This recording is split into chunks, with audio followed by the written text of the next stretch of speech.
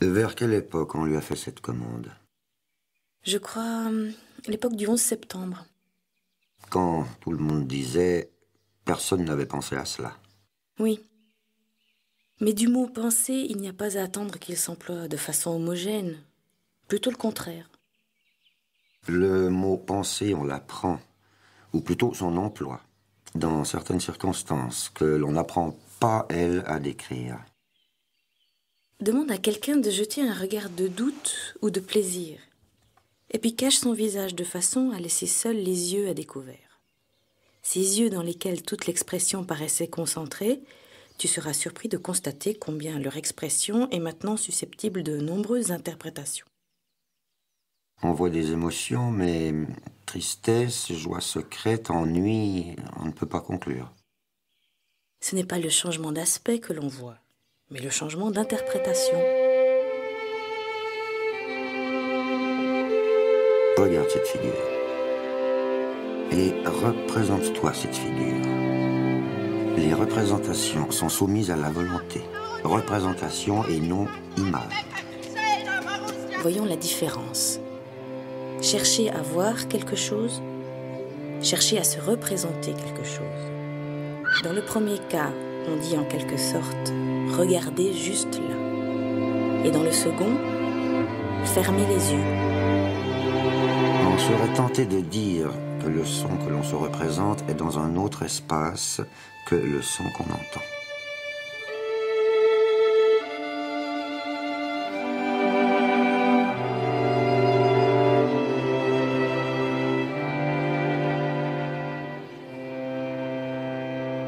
La terre vaudoise est en même temps une terre de passivité et une terre de résistance.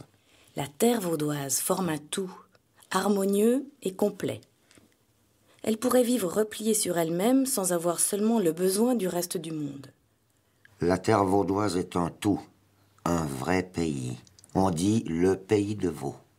C'est mieux qu'un canton, qu'une province. C'est autre chose. Et l'autre de ce pays, son amour... Sa fiancée, sa payse, comme on dit. C'est la France. C'est l'autre, en face. Quand d'aventure on se risque à traverser la grande flaque d'eau.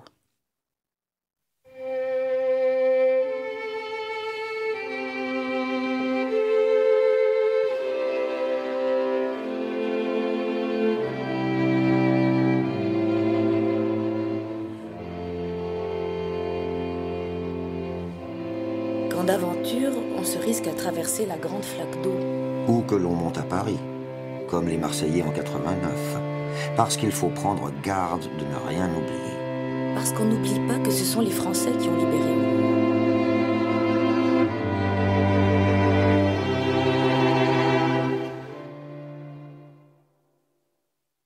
Allons enfants de la patrie, jour de gloire et d'armée, contre nous de la tyrannie, l'étendard sans nom.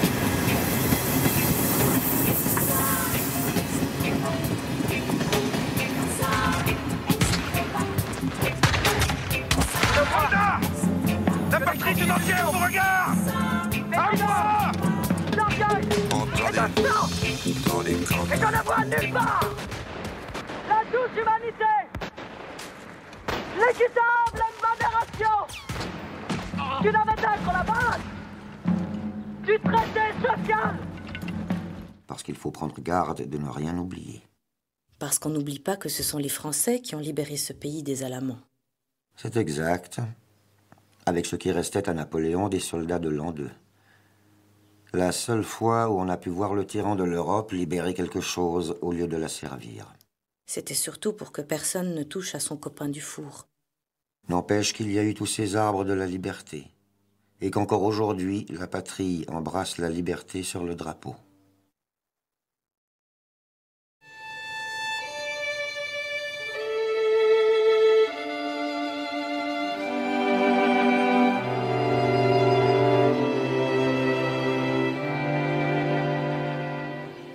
Est-ce qu'alors on peut se poser la question? Oui, je pense qu'il faut. Pourquoi lui, Aimé Pache, dont n'a parlé ni ne parlera jamais aucune histoire de l'art?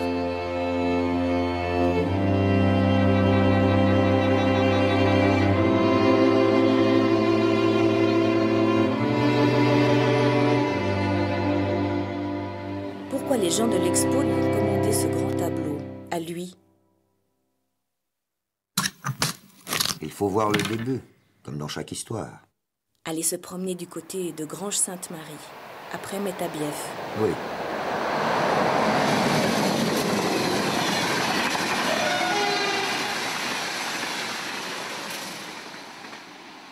C'est donc entre le Val de l'Orbe et Grange-Sainte-Marie, avec la frontière qui se faufile entre les sapins, sur la future ligne de cœur du Lausanne-Paris. Et du Paris-Lausanne. Absolument. Que vint au monde le futur auteur du grand tableau. Encore aujourd'hui, on peut le voir, accroché dans l'arrière-salle du Café du Marché, à Rolles, chez Maniglet.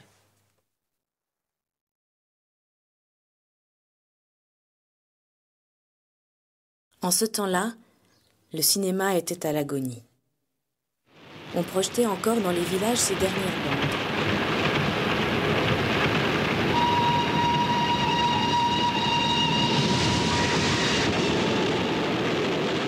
Et la mère d'Aimé Pache, dont un frère avait tenu l'Eldorado de Genève, cette mère avait gardé très vivant le sentiment que l'image était, avant tout, mystère,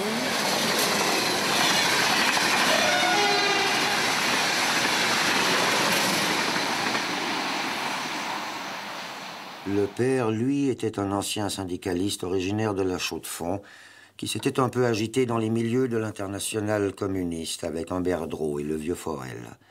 Et puis, après les procès de Moscou, il avait laissé tomber les luttes ouvrières et s'était marié avec la fille d'un retraité de la SNCF, une fille de Savoie. Il a dit comme ça, j'y vas. Elle a dit comme ça, prends-moi. Il a dit comme ça, le lit est étroit. Elle a dit comme ça, on s'arrangera. Et les deux se mirent à vivoter là, sur la future ligne de cœur du Paris-Lausanne. Je l'ai déjà dit. Pas exactement comme ça. En fait, on se disputa tout de suite pour savoir qui surveillait les voies et qui allait au café. Wenn du mir nicht den Kaffee lässt, so sollst du auch kein Hochzeitsfest. Als 1000 Küsse.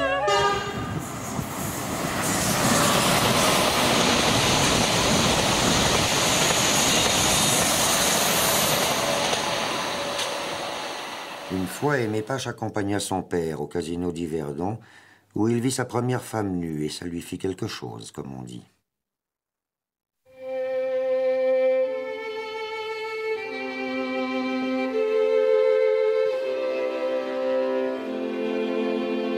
Je crois que ce n'était pas la femme, mais déjà la peinture.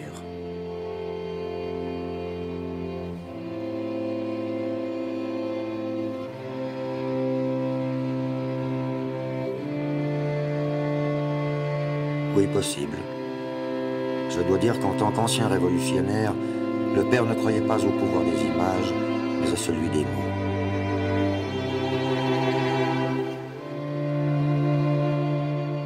Père, je voudrais écrire à ma bonne amie. Eh bien, fais-le. Je voudrais dire, mais je ne sais pas comment il faut faire. Qu'on avait manqué le train, mais qu'on s'était quand même bien amusé, parce que... Eh bien, écris. Je voudrais dire, mais je ne sais comment il faut faire, qu'on avait manqué le train, mais qu'on s'était quand même... Mais alors, c'est ce que j'ai dit. Eh bien, oui. Mais alors, c'est comme ça qu'il faut écrire? Oui, c'est comme ça qu'il faut écrire. Mais quand je ne sais plus que dire? Eh bien, il ne faut plus écrire. Mais il faut bien terminer. Il faut dire que je la salue et que tout va bien. Alors, écris, il faut bien terminer, je te salue, tout va bien. Père, est-ce qu'on peut déguiser un message? Oui, bien sûr. Et quel est le meilleur déguisement? Le formuler en serrant au plus près la vérité.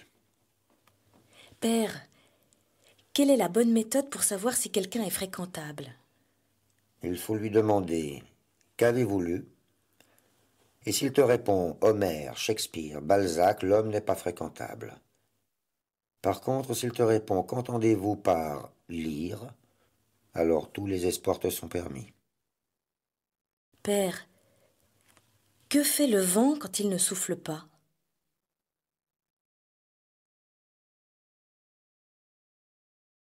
Le passé n'est jamais mort, mais les ans passent. Le père est enseveli à Thanet, la mer à Ivoire, de l'autre côté du lac. Les deux face à face dans la mort. Liberté et patrie. Alors, tout seul, Aimé Pache se met à peindre à l'huile. Il ne sait pas encore. Il apprend. D'abord un arbre, et encore un arbre, et puis des fruits, et puis du sang, celui du pays, celui d'Abraham Jean Daniel d'Avel. Fond et forme, patrie et liberté, tel qu'il le voyait maintenant depuis sa fenêtre, par-dessus les toits. Ici le père, en face la mère, et entre la ligne de flottaison qu'il apprendra plus tard chez Rothko. Il croit qu'il faut se jeter dans la difficulté parce qu'il n'y a de vérité que d'expérience, et qu'on doit se tromper souvent pour arriver à ne plus se tromper. On peut dire les yeux la liberté, les mains la patrie.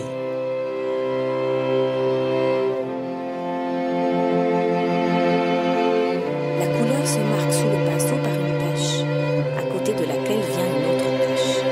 Elles chantent ensemble comme des cordes de violon. Mais leur nombre est encore trop grand pour lui, et leur diversité. Il y en a de toutes sortes dans la nature, mais il ne sait pas encore choisir. On raconte qu'un soir, il rêve qu'il ramène la mère pour qu'elle reste avec le père. Et il tombe sur un vieux cahier d'école, avec la phrase mystérieuse de composition française. Que le soleil ni la mort ne se regardent en face. À cause que les parents ne sont plus, enfin, il la comprend. Il comprend comment? Le cahier est terriblement gribouillé, mais je peux lire ça. Un nom est propre quand il n'a qu'un seul sens. Et plus loin, qu'est-ce que le propre du soleil?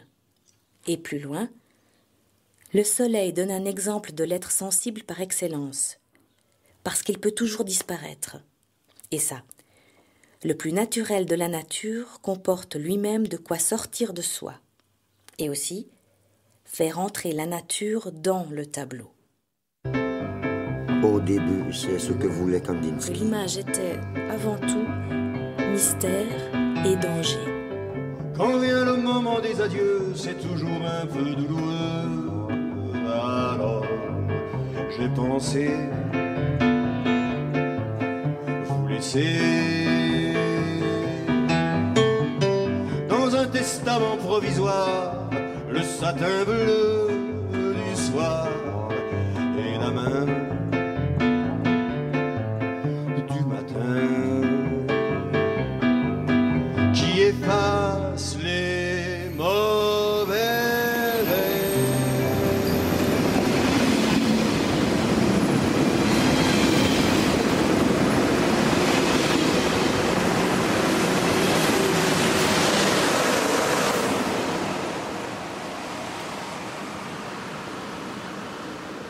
Et puis il s'en va, c'est la liberté.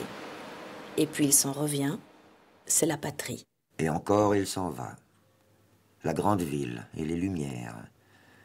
Il suit l'exemple de ses aînés, d'Édouard Rod, de Saint-Grillat, de Rameux et d'Aubergenois. On avait joué les Faunés à Lausanne, de Sartre, et ça l'a décidé. Pauvre et perdu, comme les fleurs entre les rails, dans le vent confus des voyages, écrivait Rilke, traduit par Adamov. À Paris, il vit héroïquement. Il a peu d'argent. Il est aussi mince que grand et fait la cuisine dans la petite chambre d'un hôtel rue du Cherche-Midi. De temps à autre, le luxe d'un œuf à la coque. Il court les expositions.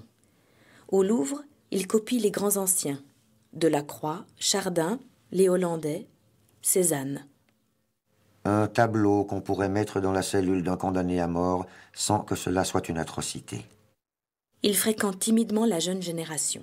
On le voit en compagnie de Fautrier, Hartung, Manessier. Et Vols, le pauvre diable. Dans cette Europe non pas purifiée, mais corrompue par la souffrance, non pas vraiment exaltée. Mais humilié par la liberté reconquise, Aimé Pache découvre ses propres dons. Il pose des questions très simples. Après la désintégration du réel par Braque et Picasso, il ne reste au nouveau venu qu'un fourmillement de couleurs, de rythmes, que des épaves en miettes. Il faut être très fort pour surmonter les tempêtes philosophiques et la violence sociale, parce qu'il faut durer pour pouvoir revenir. Disons qu'Aimé Pache rencontre des lumières et les dirige sur sa nuit. Il marche beaucoup. Voici le moment trouble de la nuit qui commence, avec les yeux des réverbères qui s'ouvrent, çà et là, dans une ombre bleue, où les gens vont plus nombreux, tous confondus. Aimé Pache se retrouve dans la préhistoire du visible.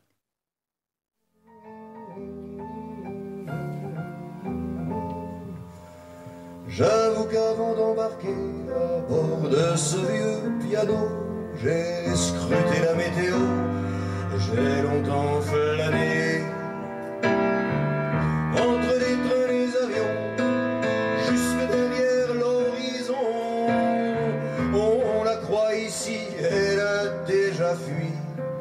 Un soir d'été, au sortir des concerts L'Amoureux, il en remarque un air d'Annabella dans 14 juillet, en robe longue, qui prend le métro. Une jeune fille seule en robe du soir dans le métro. Impensable, cette liberté. En ce temps-là, non. Cette liberté, oui. Il lui demande sa main. Elle lui donne le bras. C'est une fille avec un garçon. Il décide de revenir au pays. Elle accepte. Elle pose la tête sur son épaule, parce que l'amour est lourd à porter. C'est une fille avec un garçon.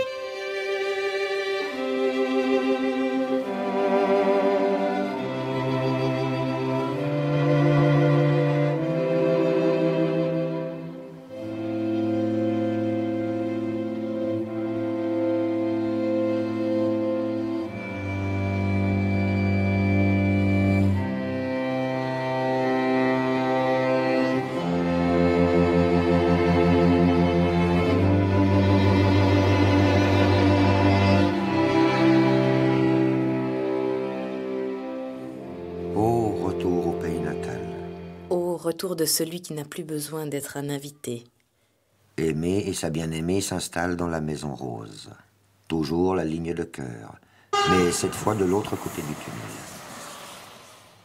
La beauté de Claire, c'est elle-même. Claire est tout entière inscrite sur son visage et dans la forme de ses bras. Ce qui me plaît dans son esprit est visible sur ses lèvres. Je l'ai connue en la regardant. Ô temps universel où tout était à nous, quand tout nous fut rendu. Ô temps universel, où rien n'était muet pour les yeux de l'enfant. La maison rose, l'enfant, que Pache peint souvent en infante. Il faut signaler qu'il n'appelle d'aucun nom ce qu'il peint. C'est la peinture qu'il appelle. Et puis la petite fille s'en va, mordue par une vipère. La mer peu à peu perd le nord, comme on dit. Une après-midi, alors que Pache est au village, elle prend la barque et disparaît. Aimé Pache abandonne la peinture. Il va un temps se réfugier dans la forêt, à cause que les arbres sont seuls et ensemble. Et puis il redescend dans les vignes. Et puis enfin au bord de l'eau, chez un pasteur, le long du chemin de France, comme il est dit dans la région. On le croise qui aide le cantonnier. On est à la fin des années 60. Ce fut cet été-là qu'il prépara le grand tableau. Être neuf et jusqu'au bout dans ce qui est neuf, qu'est-ce donc que le réel ?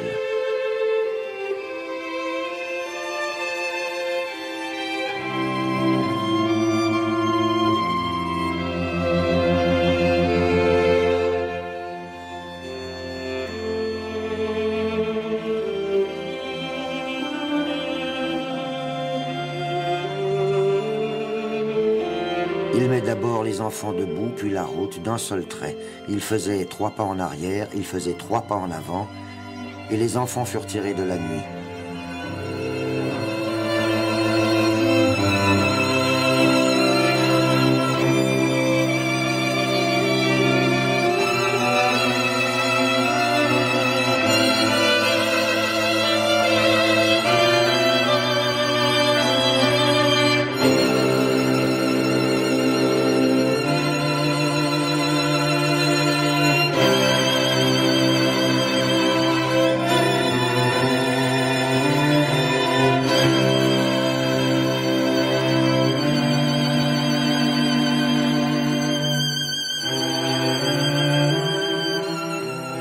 à gauche, le chemin les accompagne, les pieds dans la patrie, les yeux en liberté.